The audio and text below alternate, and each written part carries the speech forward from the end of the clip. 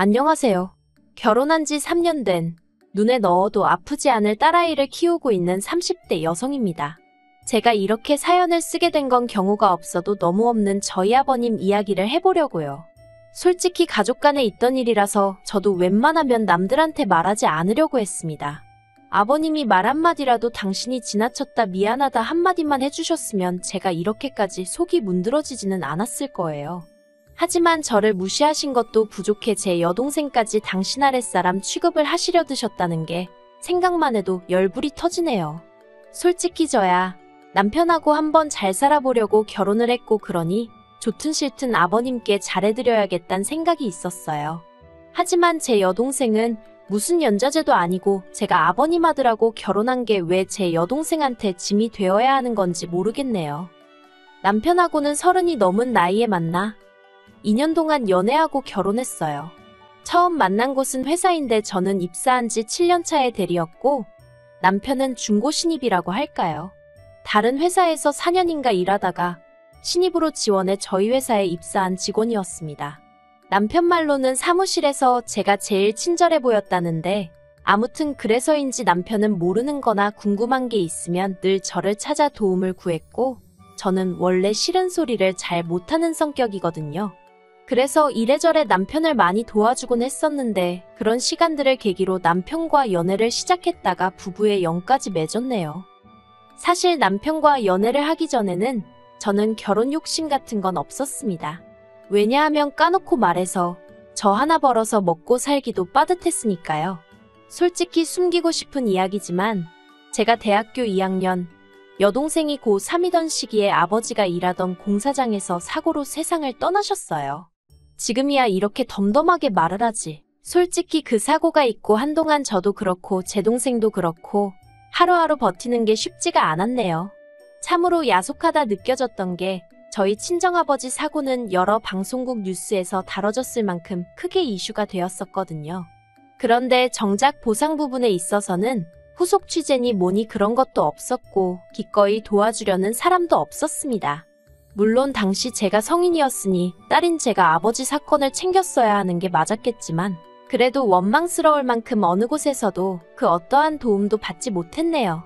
그래서 그때 소위 사회에 대한 기대가 사라졌다고 해야 할까요? 그리고 사람도 더는 못 믿겠다 싶었고요. 무엇보다도 원래도 빠듯한 살림살이였는데 친정아버지까지 그렇게 하루아침에 돌아가시면서 저희 자매의 생활이 더욱이 빡빡해졌어요. 여동생은 가고 싶어하던 대학을 포기하고 요리 쪽으로 방향까지 틀었고요. 이후로 저희 자매는 정말 이를 악물고 열심히 살았습니다. 저희 둘 다 어렸을 때 일찍이 친정어머니가 떠나셨는데 그때보다 훨씬 더 고단하고 힘든 나날의 연속이었어요. 세상 천지의 핏줄이라곤 저와 여동생 단둘뿐이라 생각하니 서로에게 매우 의지할 수밖에 없었고 그래서 동시에 더욱이 외로웠달까요. 그리고 그렇게 지내다 보니 저나 여동생이나 둘 다 결혼은 자연스레 안 하는 게 낫다. 할 수가 없다는 식으로 생각하게 되었지요. 그런데 남편을 만나고 제가 마음이 바뀌었습니다. 돌아가신 아버지처럼 조건 없이 제 편이 되어줄 제 가족을 갖고 싶어졌거든요. 하지만 막상 결혼을 하고 나니 시부모님께선 걸핏하면 제가 친정부모님이 안 계신 게 무슨 큰 문제라는 듯이 들먹이기 일쑤였습니다. 당장 신혼여행에서 돌아왔던 날도 이바지 음식은 안 해왔냐면서 저를 무안하게 하셨지요. 하지만 저나 남편이나 거진 반반으로 결혼식도 올렸고 신혼집을 비롯한 여러 가지를 장만한 상황에서 이바지 음식은 당연히 생략해도 되는 줄 알았어요. 실제로 남편과도 쓸데없는 허례허식은 하지 말자고 이야기가 되어 있었고요. 그리고 무엇보다 아버님 어머님 두 분 다 제가 부모님이 안 계시다는 사실은 진작부터 알고 계셨기에 이바지 음식이니 뭐니 친정어머니가 안 계신 티가 나뉘었더니 어째서 말씀을 하셔도 그렇게 하실까 야속한 마음만 들더라고요. 그래서 그날부로 솔직히 제가 좀 거리를 두고 살았어요. 결혼식장에 들어가던 때만 하더라도 나도 시엄마 시아빠라고 부르며 딸 같은 며느리가 되겠다는 생각까지 했던 저였는데 말이지요. 그러다 1년 만에 저는 임신을 했고 아이를 낳았습니다. 아버님 어머님도 무척이나 좋아하셨어요. 특히나 아버님은 제가 산후조리원에서 퇴소한 이후로는 툭하면 영상통화를 걸어오시질 않나 연락도 없이 저희 집에 찾아오시질 않나. 심지어 한 번은 남편이 저 대신 전화를 받았는데 모유수유 중이라고 하니까 누가 걔 가슴 보자고 전화했냐고, 우리 손녀 밥 먹는 거 보려고 한 거라며 막무가내로 저랑 딸을 비추라고 하신 적도 있어요. 물론 남편이 그런 아버님 떨어 제정신이시냐며 소리를 질러 상황을 무마시켰지만요. 아무튼 이 밖에도 별말 같지도 않은 에피소드가 종종 있었습니다. 그래서 언젠가부터 제가 영상통화는 물론이고 그냥 전화도 잘 안 받고 문자 답장도 정말 늦게 하고 그랬어요. 그랬더니 아버님도 성질이 나신 건지 저희 집에 찾아오시는 빈도수가 눈에 띄게 늘어나대요. 결국 참다 못한 제가 남편더러 아버님 좀 어떻게 해보라고 짜증을 냈습니다. 그런데 남편은 또 꼴에 자기가 어머님 아더님 아들이랍시고 제 앞에서 두 분의 편을 들더라고요. 특히나 아버님에 관해서는 평생을 그런 성격으로 살아오신 양반인데 며느리가 말 몇 마디 한다고 고쳐지겠냐면서 저더러 괜히 미움 사지 말고 아버님은 원래 저런 분인가 보다 하고 살라는 거예요. 그런데 솔직히 남의 속도 모르고 천하태평한 소리나 하는 남편이 꼴도 보기 싫대요. 그러다 지난달 초였습니다. 어머님이 욕실에서 넘어지시면서 발목을 크게 다치셨어요. 의사는 어머님이 원래도 비슷한 연배의 분들에 비해 관절이 좋지 않으셨다면서 저더러 이참에 하루 이틀 입원하게 하는 건 어떻겠냐고 묻더라고요. 이런저런 검사도 해보고 퇴원하시고 집에선 조심히 생활하란 말과 함께요. 그래서 남편과 상의 끝에 의사 말대로 하기로 했습니다.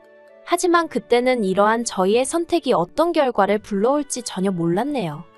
어머님이 입원하게 된 날, 아버님은 또 연락도 없이 저희 집에 오셨습니다. 마누라도 없이 밥은 어떻게 챙겨 먹냐, 마누라도 없는 집구석에서 나더러 뭘 하란 말이냐, 그래서 손녀나 보러 왔다 그러시면서 말이에요. 그런데 문제는 제가 평소에는 재택으로 근무를 하니까 아버님이 오시면 원래는 일하는 와중에 그러면 안 되지만 그래도 아버님을 챙겨드릴 수가 있거든요. 그런데 그날은 제가 처리해야 할 일들이 다 사무실에 있어서 사무실에 꼭 다녀와야 하는 상황이었어요. 그래서 여동생이 와서 저 대신 저희 딸을 봐주기로 되어 있었지요. 참고로 제 여동생은 호텔 레스토랑에서 일하다가 얼마 전 자기 가게를 차리겠다고 퇴사를 한 상황이었습니다. 아무튼 상황이 그렇다 보니 난감하더라고요. 오신 아버님을 내쫓기도 그렇다고 여동생을 오지 말라고 하고 아버님에게 저희 딸을 맡길 수는 없고, 그래서 결국 여동생에게 상황을 설명하고 대신 아버님 식사라던가 그런 건 냉장고에 밑반찬이랑 있으니까 그거 꺼내서 드시면 된다고 이야기해 놓겠다 했습니다. 그랬더니 여동생도 흔쾌히 알겠다고 하더라고요. 딸애는 자기가 안방에서 보면 되는 거고 자기가 일단 조심하면 사돈어른도 자기를 불편해하실 테니 자기가 상황에 맞게 적당히 대처하겠다며 저더러 너무 걱정하지 말고 다녀오라대요. 그런데 제가 퇴근 후에 들은 이야기는 황당하기 짝이 없었습니다. 아버님이 대뜸 저더러 하시는 말씀이, 야, 네 여동생은 누굴 닮아 그렇게 음식 솜씨가 좋냐? 죽은 안사돈 닮았나? 너랑은 완전히 딴판이더라. 네, 그게 무슨 말씀이세요? 네 여동생이 말 안 하냐? 걔가 내 밥 차려줬다. 네가 반찬이라고 해놓은 거는 찍어 먹을 것도 하나도 없고 내 아들이 성격이 좋으니 망정이지 옛날에는 음식 못하면 쫓겨나고 그랬어. 아이 참, 아버지도 무슨 말씀을 하시는 거예요? 이 사람이 음식을 얼마나 잘한다고요. 앞으로 그런 말씀하실 거면 저희 집에서 식사하지 마세요. 아들 자식이 돼서는 지 애비한테 못하는 소리가 없네. 야, 네 여동생 연락처가 어떻게 되냐? 그건 왜요? 조만간 내가 연락을 한번 해봐야 될 것 같아서 그래. 줘봐. 아버지, 좀 그만하세요. 무슨 사돈처녀 연락처를 찾아요. 할 얘기 있으면 전화 이 사람 통해서 하세요. 그리고 아버님은 얼마 안 가 잠이 드셨고 저는 그 틈에 바로 여동생에게 전화를 걸었습니다. 아버님이 하신 말씀이 다 뭐냐고 물었더니 여동생이 좀 난처해하는 기색으로 제가 해놓은 음식을 꺼내놨더니 당신은 국이나 찌개가 없으면 식사를 못 하신다면서 제 여동생더러 뭐라도 하나 해보라고 하셨다나요. 그리고 여동생은 처음엔 어이가 없었지만 이내 돌아가신 친정아버지가 떠오르기도 하고 그래서 마침 집에 재료도 있어서 황태국을 끓여드렸다나요. 저희 친정아버지가 좋아하시던 메뉴였어요. 그런 속사정을 듣고 나니 무작정 여동생에게 화를 내기도 그렇더군요. 싫은 소리 못하는 성격은 저도 있었으니 당시 여동생이 느꼈을 당혹감과 곤혹스러움도 어느 정도 이해가 갔고요. 그래서 일단은 알겠다고 어쨌든 미안하다 했습니다. 그런데 그 일이 있고 한 달이나 지났을까요? 아버님 칠순을 2주 앞둔 날이었어요. 왜인지 아버님이 또다시 제 여동생 연락처를 요구하셨지요. 당연히 드리고 싶지 않았고 드릴 생각도 없었기 때문에 웃으며 저한테 말씀하시라고 했는데 아버님이 대뜸 이번 당신 칠순잔치 때 제 여동생이 왔으면 좋겠답니다. 제 여동생이랑 저랑 합심해서 생일상 한번 상다리 부러지게 차려보라나요. 어이가 없어서 그만 저도 모르게 저야 며느리니 그렇다 치지만 제 동생은 왜냐고 따지듯 물었네요. 그랬더니 아버님이 어차피 너나 네 동생이나 챙길 부모도 없는데 내 생일이라도 챙기면 어디가 덧나냐? 그러시는 겁니다. 어쩜 같은 말이라도 한마디 한마디 사람 가슴을 후벼 파는 소리만 골라 하시던지. 그리고 챙길 부모가 왜 없나요? 저희도 제사 지내고 아버지 모신 곳에도 가보고 다 합니다. 단지 아버님 마냥 집에서 술판을 벌리고 그런 짓을 안 한다 뿐이지. 아무튼 어이가 없어서 제 동생한테 그런 거 부탁하실 생각은 하지 마시라 했어요. 아무리 사돈처녀라지만 남이나 마찬가지 아니냐고요. 그랬더니 아니 동생이 언니 좀 도와준다 생각하고 오면 되는 거 아니냐면서 계속해서 억지를 쓰시대요. 정말 너무 화가 나서 그러면 제가 저희 친정부모님 제사 지낼 때 신우도 오라고 할 거냐고 물었습니다. 신우한테 제사 음식 한번 만들어 보라고 시킬 거냐고요. 그러자 아버님이 저더러 성격이 왜 그 모양이냐입니다. 애시당초 제가 음식을 잘했으면 좀 좋았겠냐며 너네 친자매는 맞냐? 무슨 말도 안 되는 말씀을 하시는데 솔직히 노망이 나셨나 그런 생각까지 들더라고요. 이후로도 몇 분간 아버님과 의미 없는 설전을 하다가 제가 너무 화가 나서 그냥 칠수는 동네 갈빗집에서 식사나 하자고 소리를 질렀습니다. 음식 솜씨도 없는 며느리가 차리는 밥상은 두 번 다시 못 받아보실 줄 아시라고요. 그리곤 전화를 끊어버렸어요. 그리고 이 일로 당연히 난리가 났지요. 아버님은 앞에 있었던 이야기는 어디다 다 날려버리시고 오로지 제가 결국 화를 참지 못하고 뱉어낸 몇 마디 말만을 문제 삼아 당신이 억울하다며 주변에 하소연을 하고 다니셨습니다. 물론 아버님 성격이 좋지 않은 건 친지지인 가릴 것 없이 다 알고 있었기 때문에 대놓고 저를 탓하는 사람은 없었지만요. 하지만 제가 황당했던 건 남편이 보여준 태도였습니다. 솔직히 말해서 세상 천지 모든 이가 저에게 돌팔매질을 하더라도 남편이란 인간이 저를 감싸주고 방패가 되어주려 든다면 얼마나 든든할까요? 저는 그런 무조건적인 사랑을 보여줄 사람일 거라 생각하고 남편과 가정을 꾸렸던 거고요. 그런데 남편이 한다는 말이 평소엔 잘 참다가 이번엔 왜 못 참았냐입니다. 그냥 평소처럼 한 귀로 듣고 한 귀로 흘리면 될 걸 제가 일을 크게 만들었다나요? 그리고 아버님 말씀이 틀린 게 하나 없다대요. 동생이 언니 좀 도와준다 생각하면 그렇게 힘든 부탁도 아니라고요. 솔직히 친정이 없다 보니 서러운 일 서글픈 일이 있어도 어디 가서 투정 부릴 수가 없잖아요. 그렇다고 여동생을 붙들고 언니가 힘들어 죽겠다 할 수도 없는 노릇이고 그래서 매번 그냥 속으로 삭히면서 어차피 이래도 저래도 내일이면 한 번 할 때 잘하고 말자는 심정으로 싫어도 내내 하고 했던 일들이 얼마나 많았는지 몰라요. 그렇게라도 시부모님께 좋은 며느리이고 싶었고 잘 보이고 싶었다고 해야 할까요?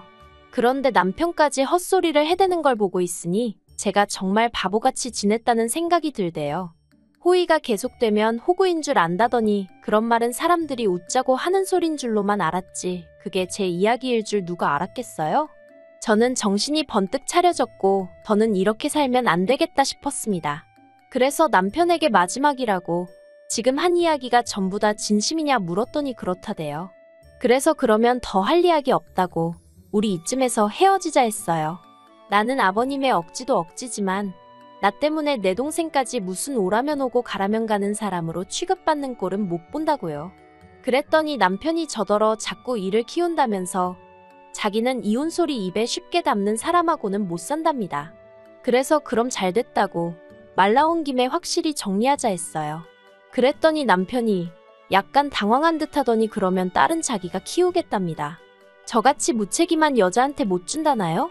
어이가 없어서 그러라고 했어요. 다행히 아버님도 손녀라면 껌뻑 죽지 않으시냐. 이참에 아버님 어머님이랑 당신이랑 다 같이 살면서 공동육아하면 되겠다고 잘 키워달라고요.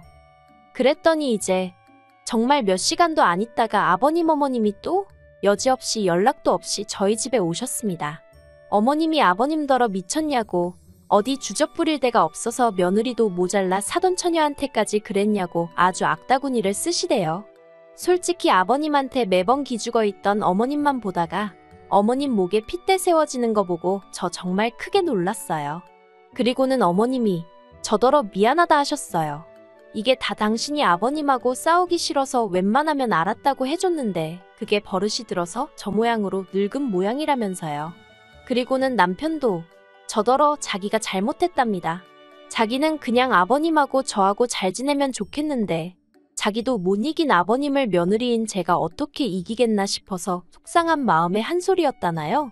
하지만 문제의 장본인인 아버님은 끝끝내 사과는커녕 저를 쳐다도 보지 않으셨습니다. 하신 말씀이라곤 아무리 그래도 자식은 엄마가 키우는 거라나요. 아무튼 그래서 일단은 아버님 때문이 아니라 어머님과 남편의 진심 어린 사과로 이혼은 잠깐 보류하기로 했습니다. 남편은 제가 보류한 거라고 말할 때마다 그 소리 좀 하지 말라며 부들부들거리는데요. 저는 아직 마음이 다 풀어진 게 아니라서 보류가 맞거든요. 솔직히 애만 아니었으면 당장에라도 이혼했을 텐데, 아니 어쩌면 여기까지 오지도 않았을 거예요. 하지만 이젠 어쨌든 애가 있으니 제가 한 번만 더 마지막으로 참아보려고요. 정말 마지막으로요.